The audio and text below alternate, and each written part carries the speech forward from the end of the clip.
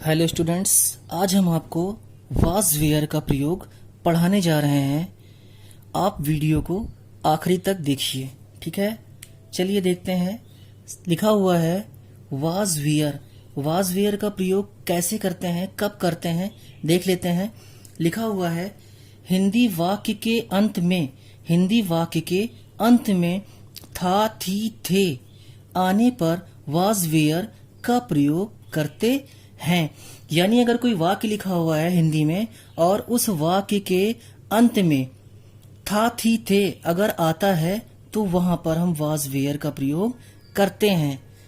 और इसके नीचे भी कुछ लिखा हुआ है, देख लेते हैं। लिखा हुआ है इस प्रकार के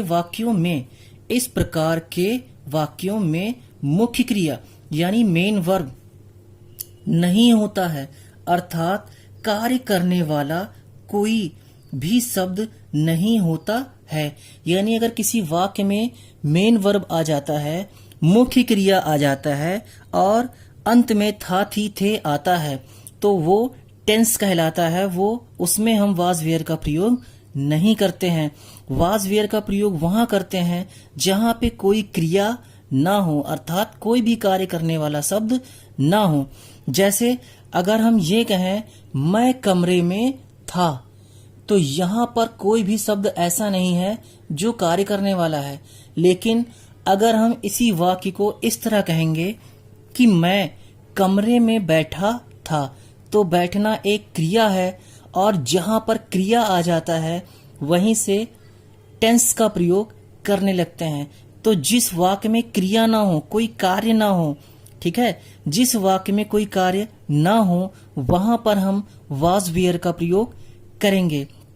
ये हमारा वीडियो का पार्ट सेकंड है और पार्ट फर्स्ट देखने के लिए इज, आर, एम का प्रयोग देखने के लिए जो है हमारे लिंक में जाके आप उसको देख सकते हैं। चलिए आगे बढ़ते हैं। सहायक क्रिया यानी हेल्पिंग वर्ब। इसमें दो सहायक क्रिया होती हैं, दो हेल्पिंग वर्ब होता है, एक वाज होता है, दूसरा वियर होता है। वाज का प्रयोग एक वचन यानी singular number he, she, it, this, that, नाम और आई के साथ भी वाज का प्रयोग करते हैं। नाम का मतलब ये होता है किसी का भी नाम हो, चाहे स्त्री हो, चाहे पुरुष हो, चाहे कोई जानवर हो, किसी का भी नाम हो वो हमेशा एक वचन में रहता है, ठीक है। चाहे राम कहें, चाहे सोहन कहें, चाहे हम कहें कुत्ता, चाहे हम कहें बिल्ली, तो वो एक वचन में ही होगा, ठीक है। वियर बहुवचन यानी प्लूरल नंबर, बहुवचन plural number we, they, you, these, those के साथ वेयर का प्रयोग करते हैं। यानी बहुवचन सब्जेक्ट के साथ हम वेयर का प्रयोग करते हैं। अब हम देखते हैं वाज वेयर का ट्रांसलेशन कैसे बनता है। वाज वेयर का ट्रांसलेशन बहुत आसान है। ट्रांसलेशन बनाने का नियम है कर्ता प्लस उल्टा। कर्ता को अंग्रेजी में कहते हैं सब्जेक्ट और सब्जेक्ट की पहचान कौन या किसने से प्रश्न पूछने पर होती है। यानी हिंदी में कोई वाक्य लिखा होता है और उस वाक्य में एक शब्द ऐसा होता है जिसे हम सब्जेक्ट कहते हैं, और अगर हम उसको नहीं पहचानते हैं, कोई वाक्य लिखा हुआ है उसमें एक शब्द ऐसा है जो सब्जेक्ट है और उस शब्द को हम नहीं पहचानते हैं, तो हम कौन से प्रश्न करेंगे या किसने से प्रश्न करेंगे, और जो उत्तर आएगा वही हमारा सब्जेक्ट यानी कर्ता कहलाएगा। चलिए एग्जाम्पल के माध्यम से ट्रांसलेशन समझते हैं। पहले देखेंगे अफर्मेटिव सेंटेंस का ट्रांसलेशन कैसे बनता है। सबसे पहले अफर्मेटिव देखेंगे और ट्रांसलेशन बनाने का जो नियम है बहुत आसान है। कर्ता प्लस उल्टा यानी पहले सब्जेक्ट लिखेंगे, उसके बाद पीछे से एक एक शब्द का ट्रांसलेशन बनाएंगे। पहला सेंटेंस लिखा हुआ है, पहला सेंटेंस है मैं कमरे में था। कौन कमरे में था? पहले हमको सब्जेक्ट लिखना है और हमको इस वाक्य में हमको ये नहीं पता कि सब्जेक्ट क्या है, कर्ता क्या है, तो कौन से प्रश्न करेंगे। कौन कमरे में था, तो उत्तर आया मैं, और मैं की अंग्रेजी होती है आई। अब उल्टा पीछे से एक एक शब्द का ट्रांसलेशन बनाना है। था, आई के साथ हमने अभी बताया वाज लगाते हैं। मैं की अंग्रेजी इन, कुछ नहीं करना है, पहले कर्ता यानी सब्जेक्ट लिखना है, उसके बाद पीछे से एक एक शब्द का ट्रांसलेशन बनाकर लिख देना है। आई वाज इन कमरे का, द रूम। बन गया आसानी से। दूसरा सेंटेंस देख लेते हैं। यह एक कुत्ता था। पहले सब्जेक्ट लिखेंगे कौन, तो उत्तर आया यह। दिस था, दिस जो है वो एक वचन है, इसलिए था की अंग्रेजी हम लिखेंगे वाज। सब्जेक्ट लिखो, फिर बैक गियर लगाओ, ठीक है, रिवर्स गियर लगाना है।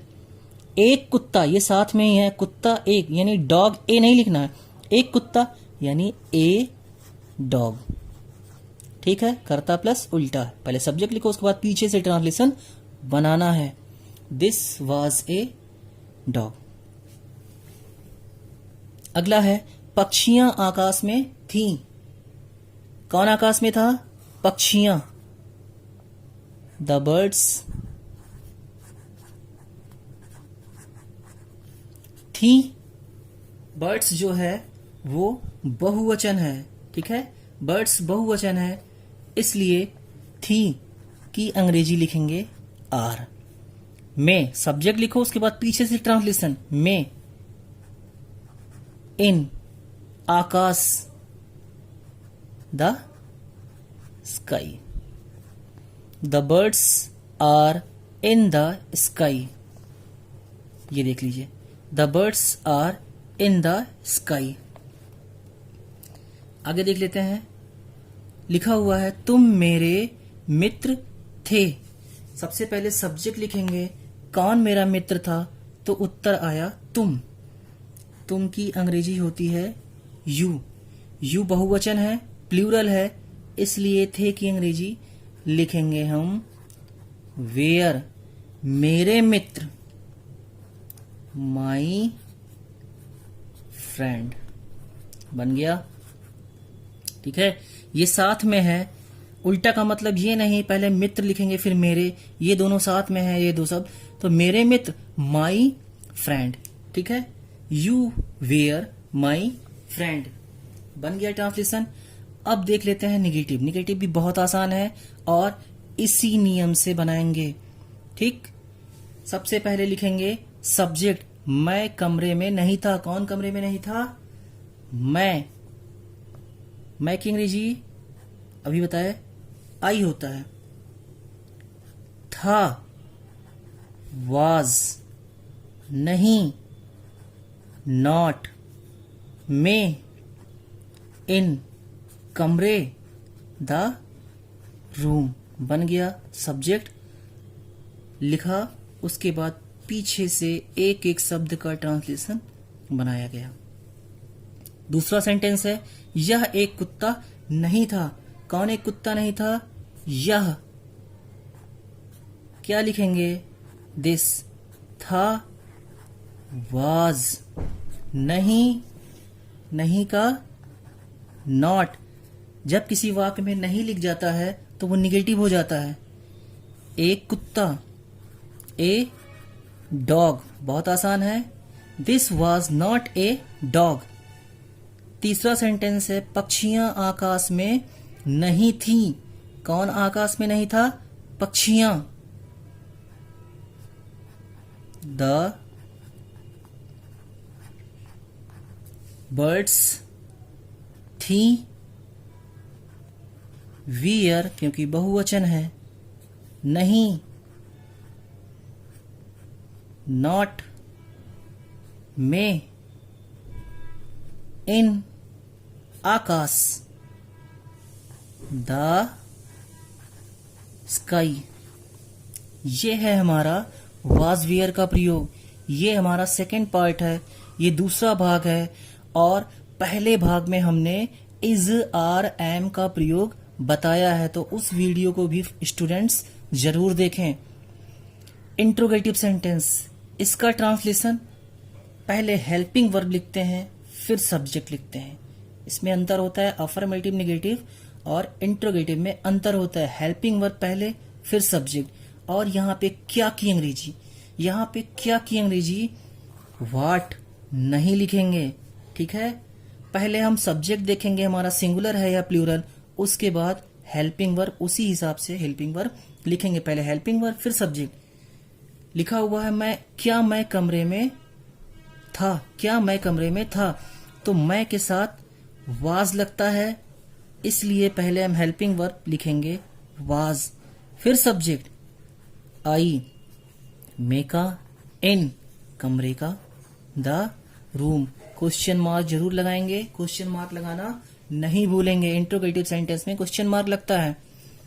क्या यह एक कुत्ता था, अब यह यानी दिस के साथ वाज लगता है, लिखेंगे वाज दिस एक कुत्ता, a dog, was this a dog. तीसरा है क्या पक्षियां आकाश में थीं, तो सबसे पहले देखेंगे बहुवचन है, इसलिए लिखेंगे, यहां लिख देते हैं, लिखेंगे वेयर द बर्ड्स में, इन आकाश का, द स्काई, क्वेश्चन मार्क लगाएंगे। ये था हमारा वाज वेयर का प्रयोग, बहुत ही आसानी से बन गया। और ऐसे ही वीडियोस और ट्रांसलेशन देखने के लिए हमें लाइक और सब्सक्राइब करें। धन्यवाद।